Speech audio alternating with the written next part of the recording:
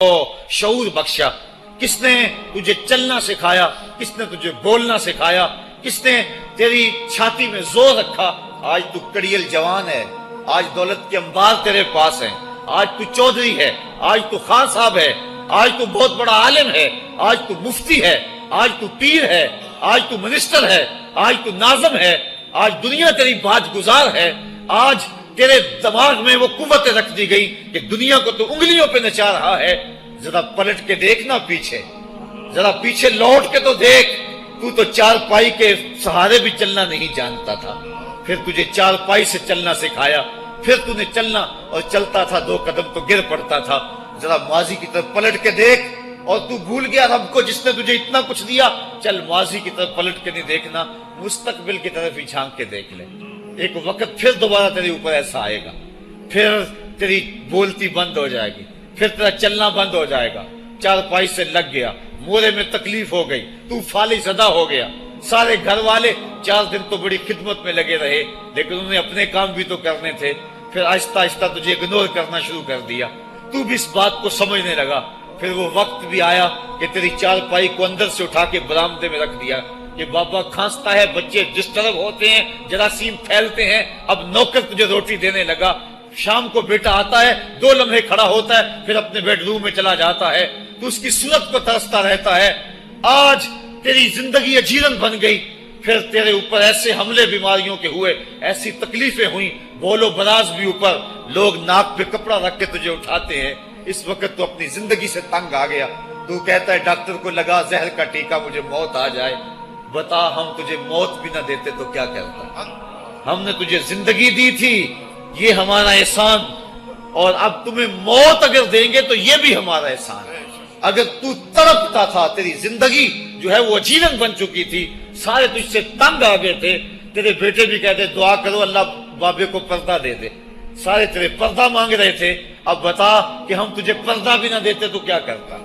ثم اماتہ فاقبرہ، شکر کر ہم نے تجھے موت عطا کر دی، فاقبرہ، اور پھر اس کے بعد تجھے قبر دی۔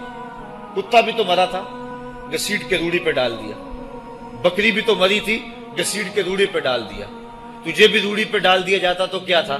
لیکن کہا نا یہ میرا شاہکار ہے، پہلے سے غسل دو، بیری کے پتے بھی ڈال لینا، صفائی خوب ہو جائے، اس کو چٹے لباس کا کفن دو، اس کے سند سند پہ خوشبو ملو، اس کو سلگھاؤ، خوشبوئیں سلگھاؤ، اس کو خوبصورت چارپائی پہ ڈالو، اس کے اعضائے سجدہ پہ مشک ملو، اور اس کی جو ہے وہ چارپائی کے دائیں بائیں پھول رکھو، اور اب سارا زمانہ تیرا منہ دیکھنے آ رہا ہے، ذرا سوچ تیرا منہ دکھانے کے قابل ہے؟ اور پھر کہا اب اس کو اٹھاؤ، قبرستان میں لے چلو، زمانہ آ گیا، تو آج دولہا بنا ہوا ہے اور زمانہ تیری برات بنی ہوئی ہے، اور کہا کہ ایک آدمی نہ اٹھائیں، اس کا پروٹوکول ہے، اس کو 4 آدمی اٹھائیں، کندھا بھی بدلتے رہیں، کہا زیادہ تیز بھی نہ چلنا، میرے شاہکار کو کہیں جھٹکا نہ لگے، اور پھر تیرا پروٹوکول امام کعبہ بھی ہو تو وہ پیچھے ہے، تیری لاش آگے۔ تو نے ہمارے ساتھ کیا کیا، ہم نے تیرے ساتھ کیا سلوک کیا؟ یا ایھا الانسان ما غرک بربک الکریم، ہم نے کہا اس کے لیے چھوٹا سا گھر بنا دو، اور اس کے اندر پردے میں اس کو رکھ کے اوپر سے مٹی ڈال دو، اوپر پھول ڈال لو، اور پھر اتنی دیر تک کھڑے رہو جتنی دیر تک اونٹ کو ذبح کرتے ہیں، اس کی کھال ادھیڑتے ہیں، اس کا گوشت بناتے ہیں، پھر اس کو تقسیم کرتے ہیں، اور پھر آؤ تو دعائیں شروع کر دو، کبھی کل کی محفل سجا دو، کبھی 10ویں کی، کبھی چہلم کی۔ اے انسان، تیرے ساتھ جو کچھ ہوا لوگوں کی نظروں کے سامنے تجھے رسوا تو نہیں کیا میں نے؟ یا ایھا الانسان ما غرک بربک الکریم، ذرا پیچھے پلٹ کے دیکھ لے، نہیں تو آگے جھانک کے دیکھ لے، تجھے کبھی تو شرم آئے گی، تو کہاں بھٹک گیا، کہاں بہہ گیا۔ آ جا اس کریم رب کی طرف جو 70 ماؤں سے زیادہ پیار کرتا ہے۔ آنا تو نے ہے ہی، آج نہیں تو کل آئے گا، تو کل جو پھر کفن میں منہ چھپا چھپا کے آتا پھرے گا، آج کھلے منہ ہی آ جا۔ آج میری رحمتیں تیرا بڑھ بڑھ کے استقبال کر رہی ہیں۔ روبی بن حراش ایک بزرگ ہوئے اور تابعی ہیں، تابعی وہ تھا جس نے صحابی کو دیکھا ہو، ساری زندگی ان کے چہرے پہ مسکراہٹ نہیں آئی، وہ کہتے تھے کیا خبر میرا انجام کیا ہوگا۔ شیخ سعدی فرماتے ہیں جب تو دنیا پہ آیا تھا نا تو روتا تھا، یہ سارے ہنستے تھے۔ بچہ جب پیدا ہوتا ہے تو اور اس کا رونا اس کی زندگی کی دلیل ہے۔ جب تک بچہ چیختا نہیں سارے پریشان ہوتے ہیں، آواز نہیں آ رہی، پتہ نہیں زندہ ہے کہ جو ہے وہ گوشت کا لوتھڑا ہے۔ جب بچہ چیختا سارے خوش ہو جاتے ہیں، مبارکیں دیتے ہیں، مٹھائیاں بانٹتے ہیں، تو اس کا رونا اس کی زندگی پہ دلیل۔ شیخ سعدی فرماتے ہیں جب تو آیا تھا تو روتا تھا، یہ ہنستے تھے، ایسے زندگی گزار تو ہنستا ہوا جائے یہ روتے رہ جائے، یہ نہ ہو کہ روتا آیا تھا روتا ہی جانا پڑے تجھے۔ ربی بن حراش ساری زندگی نہیں مسکرائے، فرماتے تھے کیا خبر میرا انجام کیا ہوگا۔ وقت بیتتا گیا، آخر میں فوت ہو گئے۔ ان کا بھائی ربی بن حراش غسال کو بلا لایا کہ میرے بھائی کو غسل دو۔ غسال جب غسل دینے کے لیے داخل ہوا تو فوراً باہر پلٹ آیا۔ ربی پوچھنے لگا کیا ہوا ہے؟ کہا یار تیرا بھائی بڑا عجیب ہے۔ کہا ہوا کیا ہے؟ کہا نحنو نغتسلہ وہو یتبسم، ہم اسے غسل دیتے ہیں وہ آگے سے مسکراتا ہے۔ کہا اس نے قسم کھائی تھی جب تک اپنا اچھا انجام نہیں دیکھوں گا نہیں مسکراؤں گا۔ اس کو امام ابو نعیم نے حلیہ میں لکھا، روز الانف کے اندر امام سہیلی نے لکھا، قاضی ایاز مالک اندلسی نے شفا میں لکھا، اور اسی کو امام جلال الدین سیوطی علیہ رحمہ نے جو ہے وہ الخصائص الکبریٰ میں لکھا۔ کہا یا تیرا بھائی بڑا عجیب ہے، ہم اسے غسل دیتے ہیں وہ آگے سے مسکراتا ہے۔ تو اس نے قسم کھائی تھی جب تک اچھا انجام نہیں دیکھوں گا نہیں مسکراؤں گا۔ آج اس نے اپنا اچھا انجام دیکھ لیا تبھی تو مسکرا رہا ہے۔ 12 لوگوں کے 2 گروہ بن گئے۔ ایک کہنے لگے کہ یار یہ ویسے گڑی ہوئی بات ہے، بلا کوئی بندہ مرنے کے بعد بھی مسکرا سکتا ہے۔ ایک گروہ کہتا ہے یار بندہ بڑا اچھا تھا، ہو سکتا ہے کہ مرنے کے بعد مسکرایا ہو، زندگی تو اس نے دکھ سے گزاری لیکن بعد میں تو سکھ ملا ہوگا۔ اتنے میں انہیں غسل دے دیا گیا اور لوگ اکٹھے ہو کے ان کے گھر آ گئے، انہیں کفن دے کے پٹڑے پہ ڈال دیا گیا۔ ربی بن حراش نے جب لوگ باتیں کر رہے تھے، کوئی کہہ رہا تھا صحیح ہے کوئی کہتا ہے غلط تھا، تو اس نے کفن سے ہاتھ باہر نکالا اور لوگوں کو کہا السلام علیکم۔ لوگوں نے کہا وعلیکم السلام، اتتکلم بعد الموت، عجیب بات ہے مرنے کے بعد باتیں کر رہے ہو۔ قال نعم اتکلم بعد الموت، کہا ہاں ہاں میں مرنے کے بعد ہی باتیں کر رہا ہوں۔ عرش فرش تے بانگا ملیاں تے مکے پہ گیا شور، بلے شاہ سا مرنا نہیں تے گور پیا کوئی ہور۔ فَلَنُحْيِيَنَّهُ حَيَاتًا طَيِّبَةً، ان کو حیات طیبہ بخش دی جاتی ہے جو اللہ کے نام پہ اپنی زندگی گزار دیتے ہیں۔ میرا رب کہتا ہے کہ میں ان کو مرنے نہیں دیتا، ان کو ستھری اور پاکیزہ زندگی دیتا ہوں۔ اور اقبال کہتا ہے فطرت ہستی شہید آرزو رہتی نہ ہو، خوب تر پیکر کی اس کو جستجو رہتی نہ ہو۔ موت کو سمجھا ہے غافل اختتام زندگی، یہ ہے شام زندگی صبح دوام زندگی۔ تو کہا ہاں ہاں مرنے کے بعد باتیں کرو۔ لوگوں نے کہا بتا پھر تیرے رب نے تیرے ساتھ سلوک کیا کیا؟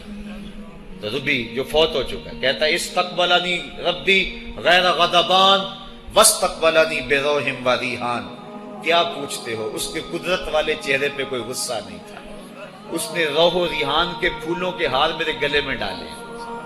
لوگوں نے باتیں پوچھنا شروع کر دی، موقع مل گیا ایک مردہ بول پڑا، کوئی ادھر کی پوچھ رہا ہے کوئی ادھر کی پوچھ رہا ہے۔ امام ابو نعیم لکھتے ہیں کہ جب لوگوں نے سلسلہ کلام طویل کر دیا تو ربی بن حراش نے کہا اجلوا بی ولا تؤخروا بی لان ابا القاسم ينتظر علی الصلاۃ، دیر نہ کرو مجھے جلدی جلدی قبرستان میں لے جاؤ، تم مجھے باتوں میں لگا رہے ہو، امام الانبیاء میرے جنازے کا انتظار فرما رہے ہیں۔ لوگوں نے جنازہ پڑھا اور اپنے گھروں میں آنے کی بجائے سیدھا ام المومنین حضرت عائشہ صدیقہ رضی اللہ تعالی عنہا کی چوکھٹ پہ چلے گئے اور جا کے سارا ماجرا کہا۔ وہ ابھی باقاعد حیات تھی، کہ ایک آدمی نے مرنے کے بعد یوں باتیں کی ہیں، آپ اپنی رائے بتائیں کہ یہ کیا ہو سکتا ہے۔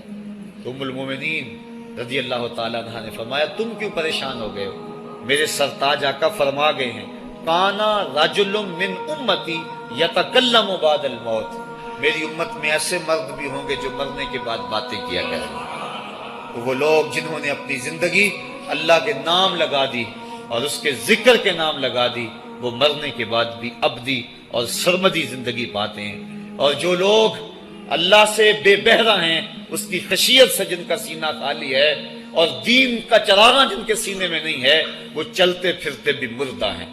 ان کے سینے میں دھڑکتا ہوا دل تو ہے لیکن تمانیت کا نور اس میں نہیں رکھتے ہیں۔ وہ دھرتی کے اوپر چلتے تو ہیں لیکن دھرتی کا بوجھ ہیں، لیکن یہ لوگ وہ دھرتی کی چھاتی میں ہیں لیکن دھرتی کا وقار ہے۔ ان کی قبروں سے بھی زندگی پھوٹ رہی ہے اور ضیائیں پھوٹ رہی ہیں۔ میں جب بھی کبھی لاہور گیا ہوں تو ایک منظر مجھے اپنی طرف کھینچتا ہے، جب میں دریائے راوی کے اس پار ہوتا ہوں تو میں ایک قبر دیکھتا ہوں جس پہ حسرتیں برس رہی ہیں۔ وہ بر صغیر کا مطلق العنان حکمران، جس کی کے اشارہ ابرو سے ہندوستان کی تقدیر بدلتی تھی، آج چند تاش کھیلنے والی ٹولیاں اس کی قبر پر بیٹھی ہیں۔ اس کی محبوب بیوی جو بادشاہ کے پیچھے بیٹھتی تھی اور پردہ پیچھے لٹک رہا ہوتا، بادشاہ کا کوئی فیصلہ اسے ناگوار ہوتا، پیچھے سے وہ کمر ٹھونکتی، بادشاہ فیصلے بدل لیتا۔ جس کے اشارہ ابرو سے ہندوستان کی تقدیر کے فیصلے تبدیل ہوتے تھے، اس کی قبر بھی ساتھ ہی اندھیرے میں ہے۔ اور اس کی بیٹی کی قبر کے اوپر زیب النساء کے مقبرے پہ لکھا ہے، بر مزار ماں غریباں، نہ چراغے نہ گلے، نہ پرے پروانہ سوزد، نہ صدائے بلبلے۔ ہم غریبوں کی قبر پہ کون چراغ جلانے آئے گا، کون پھول ڈالنے آئے گا؟ نہ کوئی بلبل گیت گانے آئے گی اور نہ کوئی پروانہ پر جلانے آئے گا۔ یہ وہ جو مطلق العنان تھے، یہ ان کی قبر کی کہانی سنائی۔ اور جب میں دریائے راوی کا کنارہ پار کرتا ہوں تو ایک لوح مزار وہ بھی ہے جہاں جلی حروف میں لکھا ہے، گنج بخشے فیض عالم، مظہر نور خدا، ناکساں را پیر کامل، کامراں را رہنما۔ جب زندگی ایک طرح کی نہیں ہوتی تو پھر موت بھی ایک طرح کی نہیں ہوتی۔ جب دنیا پہ رہنے والے لوگ ایک طرح سے زندگی نہیں گزارتے تو ان کی برزخ بھی ایک طرح کی نہیں ہوتی۔ تو یہ ہیں وہ لوگ جن کی قبروں پہ آج بھی چراغاں ہیں، جن کے نام کا آج بھی تنتنا ہے۔ 1000 سال گزر گئے، ان کی نسبی اولاد تو کوئی نہیں ہے، انہوں نے شادی بھی نہیں کی تھی، لیکن اس کے باوجود دن کو چلے جاؤ، کڑکتی دوپہر کو چلے جاؤ، برستی بارش میں چلے جاؤ، لمبی رات کی تنہائی میں چلے جاؤ، موسم کی کسی بھی شدت میں چلے جاؤ، حکومتوں کے بدلتے ہوئے ماحول، مارشل لاؤ کی کیفیتیں، جس دور جس حالت میں مرضی جاؤ، آپ کو وہاں میلہ نظر آئے گا، وہاں ہجوم عاشقہ نظر آئے گا۔ ارے میں گسارو سویرے سویرے، خرابات کے گرد پھیرے بپھیرے، کبھی اس طرف بھی گزر کر تو دیکھو، بڑی رونقیں ہیں فقیروں کے ڈیرے۔ تو وہ لوگ جنہوں نے اپنی زندگی اپنے مالک کے نام گزاری، وہی زندہ ہیں، وہ سرمدی اور ابدی زندگی پائے ہوئے ہیں۔ صاحبو، اب میرے اور آپ کے پاس سانسوں کا موقع موجود ہے، ورنہ یہ سانسیں تیزی کے ساتھ پگھل رہی ہیں۔ میں کل امام راضی کو پڑھ رہا تھا، وہ کہتے ہیں، ایک بزرگ فرماتے ہیں، مجھے سمجھ نہیں آ رہی تھی ان الانسان لفی خسر کی، کہ بے شک انسان گھاٹے میں ہے۔ تو میں سوچ رہا تھا کیسے گھاٹے میں ہے، تو کہا کہ مجھے سمجھ اس طرح آئی کہ میں بازار گیا، میں نے ایک شخص کو دیکھا جو پھٹے پہ برف رکھ کے بیچ رہا تھا، اور آواز کیا لگا رہا تھا، ارحمو ارحمو من یذوب راس مالہ، اور رحم کرو اس بندے پہ، اگر تم نے تھوڑی بھی دیر لگا دی اور میرے سے سودا نہ خریدا تو میرا جو راس المال ہے میرا وہ بھی لٹ جائے گا، کیونکہ برف تو میری پگھلی جا رہی ہے، اور اگر تم نے خرید لی میری برف تو میرے پیسے کھڑے ہو جائیں گے، اور اگر تم نے میری برف خریدنے میں دیر کر دی تو جو میں نے پیسے لگائے ہیں میرے وہ بھی پورے نہیں ہوں گے۔